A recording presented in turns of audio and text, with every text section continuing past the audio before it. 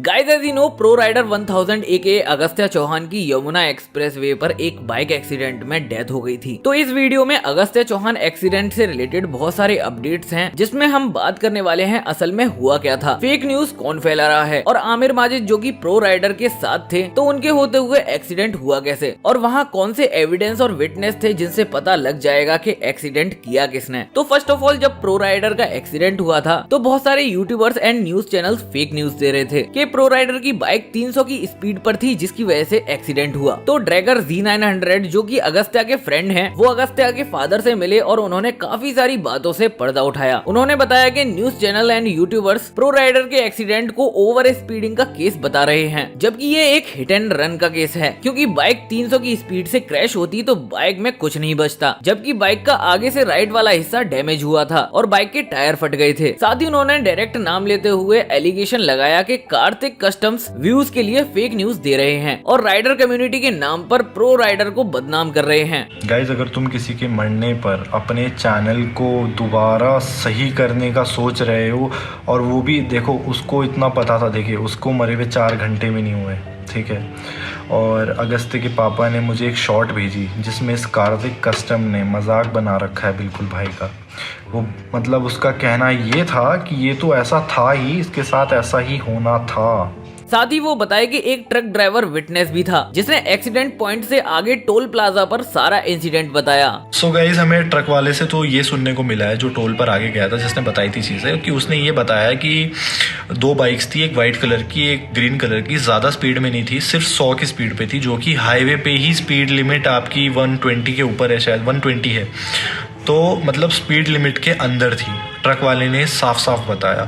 उसके बाद उस ट्रक वाले ने बोला कि आपस में दोनों को कुछ हुआ एंड ग्रीन वाली बाइक का बैलेंस बिगड़ा। सो इससे एक चीज़ तो क्लियर होती है गाइस कि ये चीज़ सच है, पर शायद पूरा सच नहीं है, क्योंकि अगर बैलेंस उसका बिगड़ा है तो जो भैया का हेलमेट टूटा है वो कम से कम, सच बता रहा हूँ, 20 से 30 टन वजन पड़ेगा तभी इतना महंगा हेलमेट टूटता है गाइस। वो किसी नॉर्मल चीज़ से नहीं टूट सकता।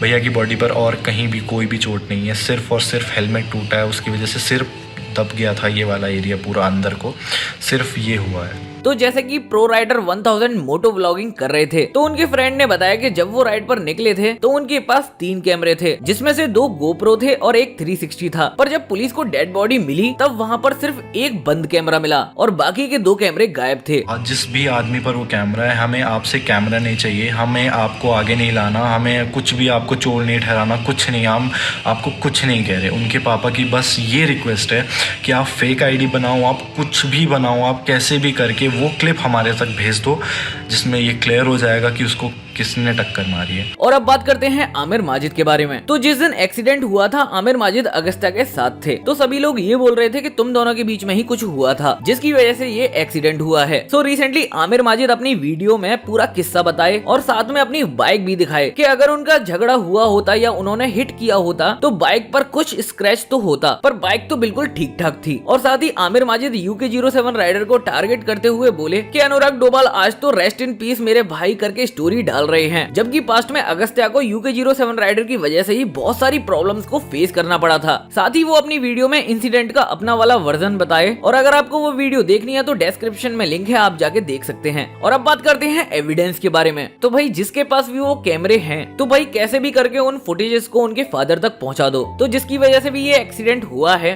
और जो भी इस एक्सीडेंट की वजह थी वो पता चल पाए। और इसके अलावा भी एक एविडेंस है जो कि CCTV है। तो ड्रैगर Z900 ने बताया कि जहां पर एक्सीडेंट हुआ था वहां से 50 मीटर आगे CCTV कैमरा था, तो पुलिस उस CCTV कैमरे की फुटेज निकलवा रही है और अब उस फुटेज के आने का इंतजार है, जिसके बाद ये पता चल जाएगा कि ये एक्सीडेंट किसने किया था। और आगे कोई भी CCTV फुटेज एंड अपडेट निकल कर आती है तो मैं आपको अपडेट कर दूंगा। तो याद से चैनल को सब्सक्राइब कर लेना और वीडियो को अभी तक लाइक नहीं किया है तो प्लीज यार लाइक कर देना। मिलते हैं नेक्स्ट वीडियो में, तब तक के लिए टेक केयर।